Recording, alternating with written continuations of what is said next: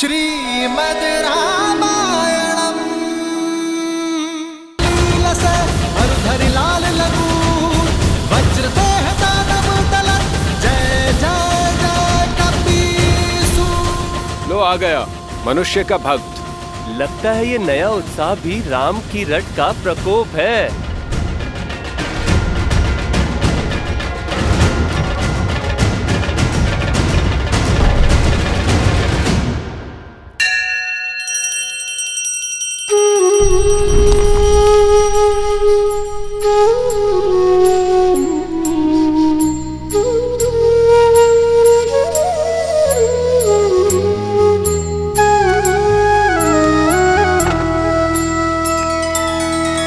श्री रामचंद्र कृपालु भजु मन हरण भव भय दारुणम नव कंज लोचन कंज मुख कर कंज पद कंजारुणम कंदर्प अगणित अमित छवि नव नील नीरज सुंदरम पट पीत मानहु तड़ित रुचि सुचि नौमि जनक सुतावरम। श्री राम श्री राम श्री राम श्री राम श्री राम श्री राम श्री राम श्री राम श्री राम श्री राम श्री राम श्री राम श्री राम श्री राम श्री राम श्री राम।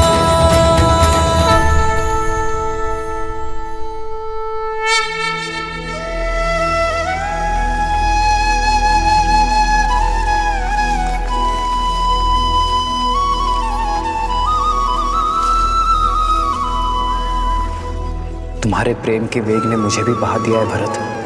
तुम मुझे अयोध्या के राज सिंहासन पर बैठते देखना चाहते हो ना, तो वही सही।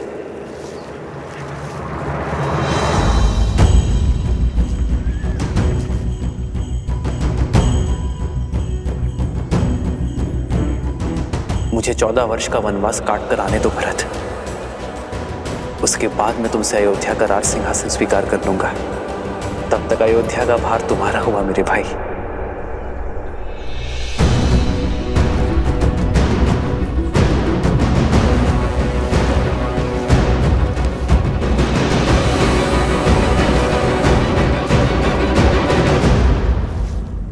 क्या हुआ भैया, आप रुक क्यों गए?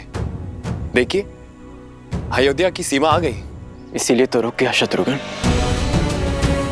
तुम इसी क्षण अयोध्या जाकर राज सिंहासन यहां लेकर आओ। कुमार भरत, ये क्या कर रहे हैं? सिंहासन यहाँ लाकर क्या करेंगे? कोई शंका? नहीं भैया, आदेश का पालन होगा। प्रस्थान कर। जी भैया।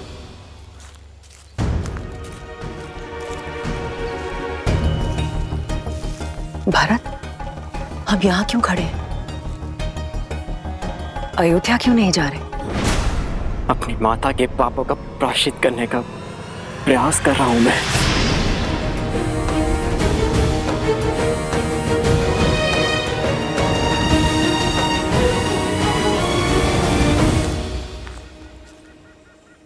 पुत्र, अब पादुकाएं नीचे रख दो। कब से ऐसे ही हो? कुछ क्षण सांस ले लो और मुझे बताओ, उलझन क्या है? नहीं माता, ये पादुकाएं मैं नीचे नहीं रख सकता। मेरे राम भैया की ये पादुकाएं भरत के जीवित रहते तो भूमि पर नहीं रखी जाएगी। इन्हें इनके उचित स्थान पर रखना होगा। उसके पश्चात मैं आपसे जी भर के वार्तालाप कर सकता हूं, किंतु इस क्षण नहीं।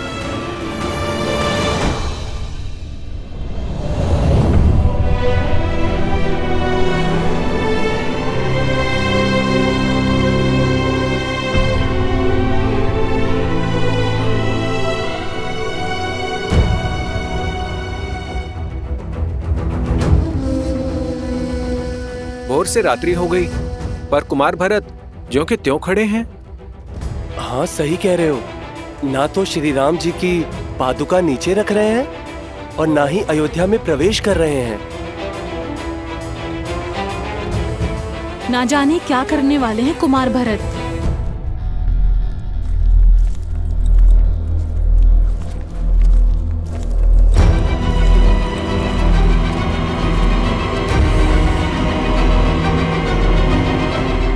सिंहासन आ गया भैया। इस राज सिंहासन को यहां रख दो शत्रुघ्न। मेरे राम भैया ने यहीं से माटी उठाई थी।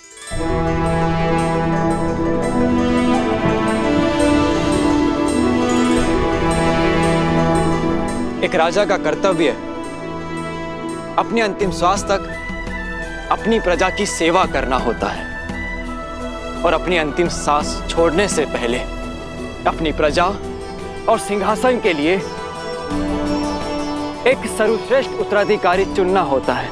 मेरे पिताश्री महाराज दशरथ ने इस सिंहासन के लिए सर्वश्रेष्ठ उत्तराधिकारी मेरे भैया राम को चुना है और वही सदैव अयोध्या के राजा रहेंगे। जब तक रघुनंदन श्री राम अयोध्या लौटकर नहीं आते तब तक उनकी ये पवित्र पादुकाएं इस राज सिंहासन की शोभा बढ़ाती रहेंगी।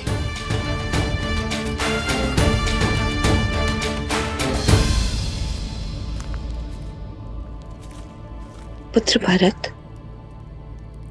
ये तुम राजमहल में भी तो कर सकते थे। नहीं माता, जब राजा वनवास पे हो तो सिंहासन राज आवास में क्यों? भैया की अनुपस्थिति में हमारी प्रजा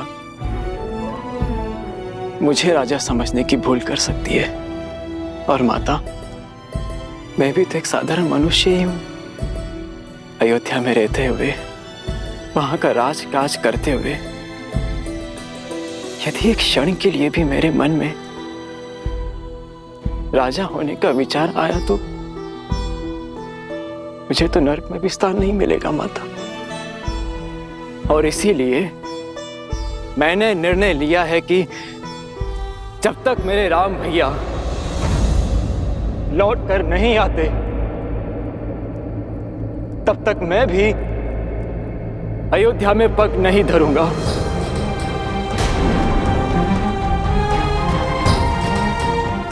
यही नंदीग्राम में रह के उनकी आज्ञा का पालन करूंगा, अपने भैया का दिया हुआ दायित्व निभाऊंगा, आप सबकी सेवा करूंगा और आप सब भी अपना कर्तव्य मत भूलिएगा।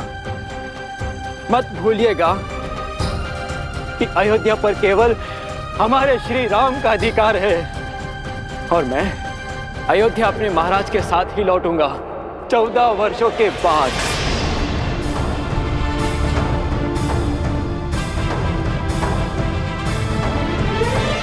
जय श्री राम, जय श्री राम, जय श्री राम, जय श्री राम, जय श्री राम, जय श्री राम। राम मातु गुर पद सिरुनाई, प्रभु पद पीठ रजाय सुपाई।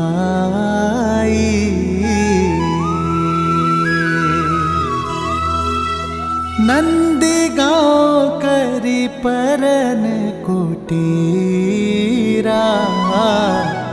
किन्ह निवासु धर्म मधुर धीरा।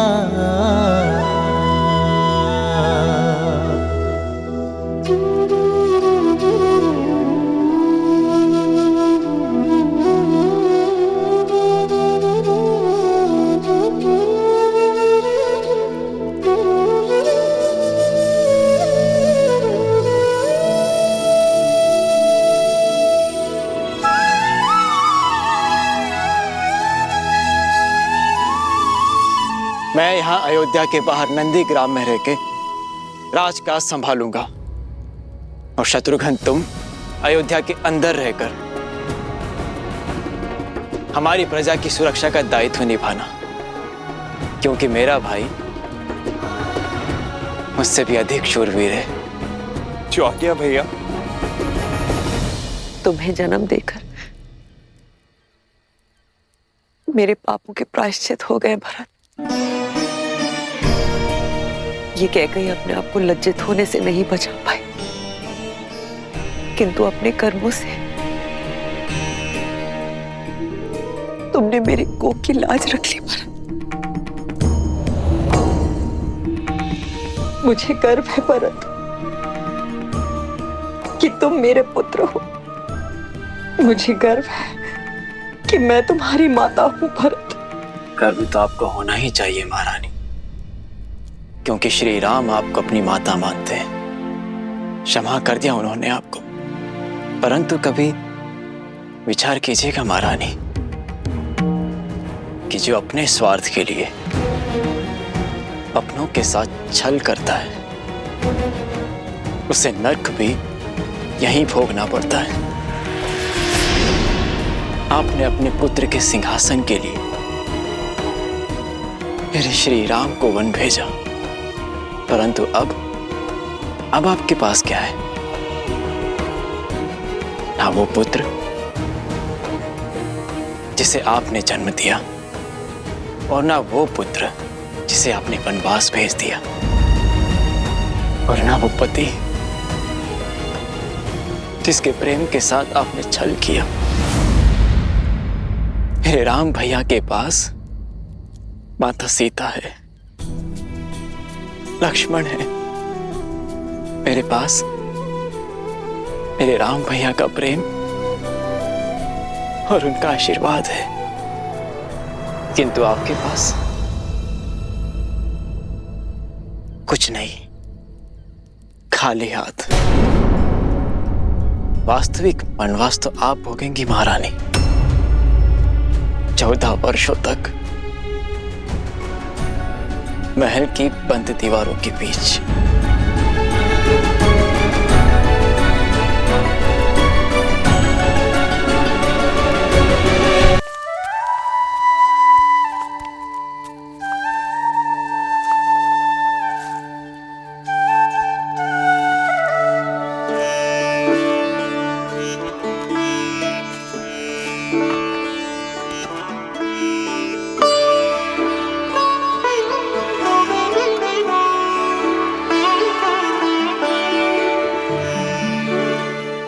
लक्ष्मण भैया को देखा, बात कीजिए ना उनसे यार।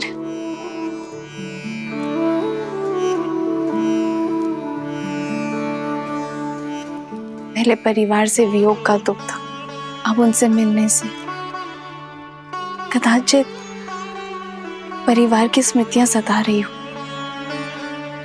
एक विचित्र ग्लानि भाव देखा मैंने भैया की आंखों में। कभी कभी भावनाएं मन के अंकुश से मुक्त होकर बहने लगती हैं सीता।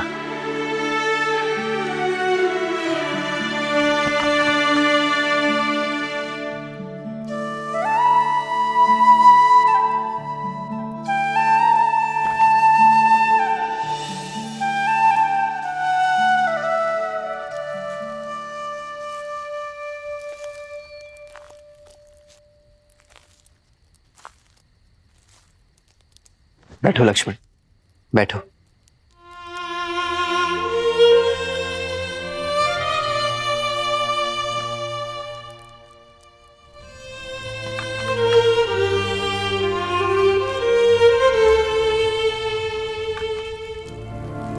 अग्नि में जितनी लकड़ियां डालते जाओगे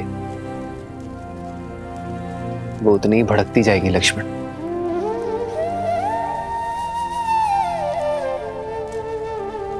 मन की अग्नि का भी यही नियम है। विचार के ईंधन डालते जाओगे तो वो धीमी कैसे पड़ेगी? मैंने पाप किया है भैया,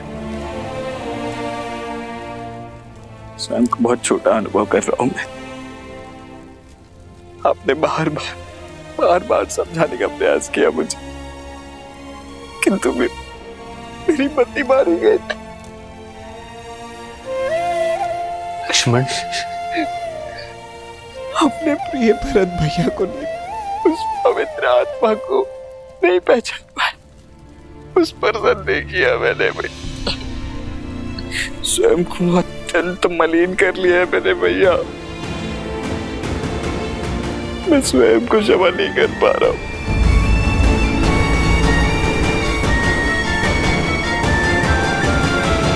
मुझे समझ नहीं आ रहा भैया कि मैं कैसे इस ग्लानि से निकलूं। स्वयं पर इतनी कठोरता क्यों लक्ष्मण?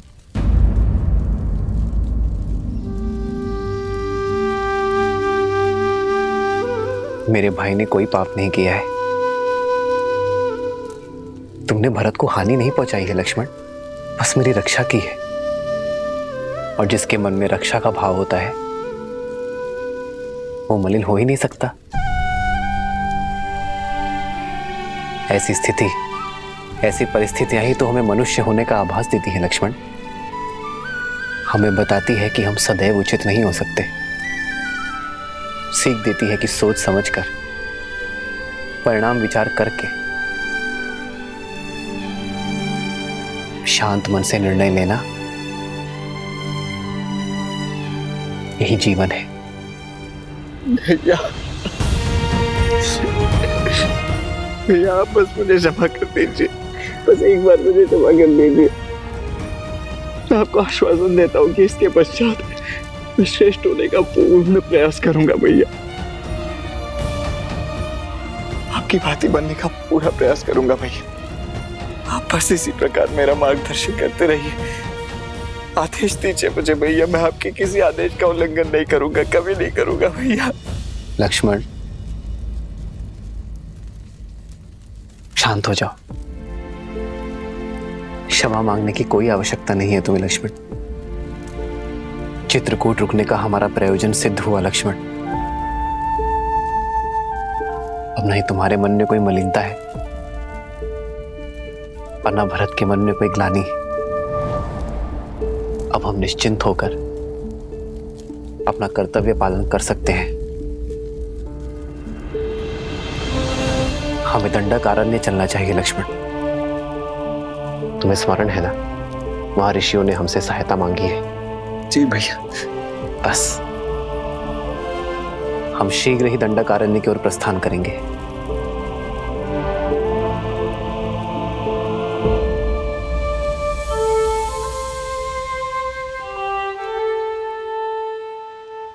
जीवन के पथ पर बिछे कांटों पर भी इतनी सरलता से कैसे चलते हैं श्री राम?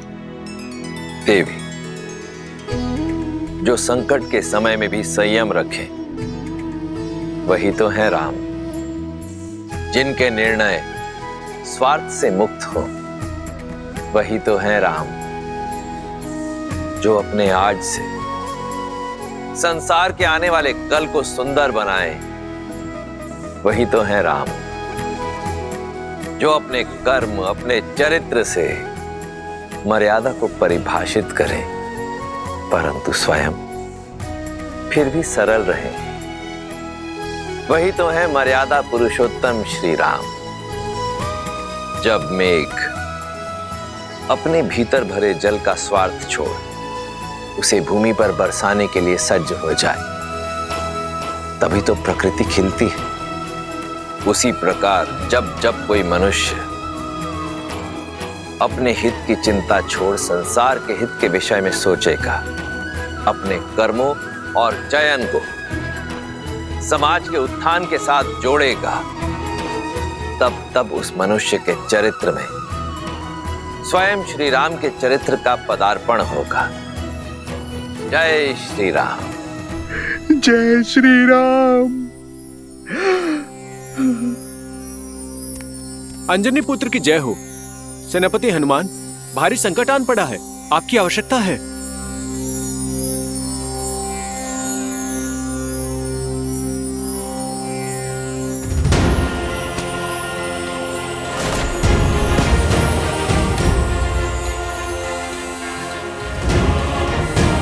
जय महावीर हनुमान।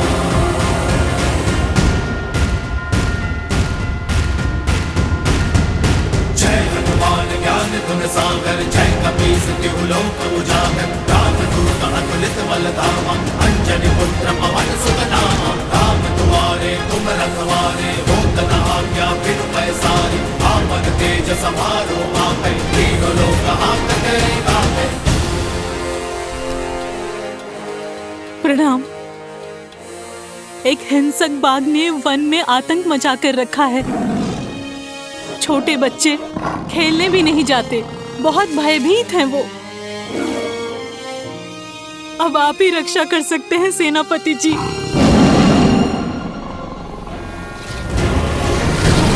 जय महावीर हनुमान, जय जय पवन पुत्र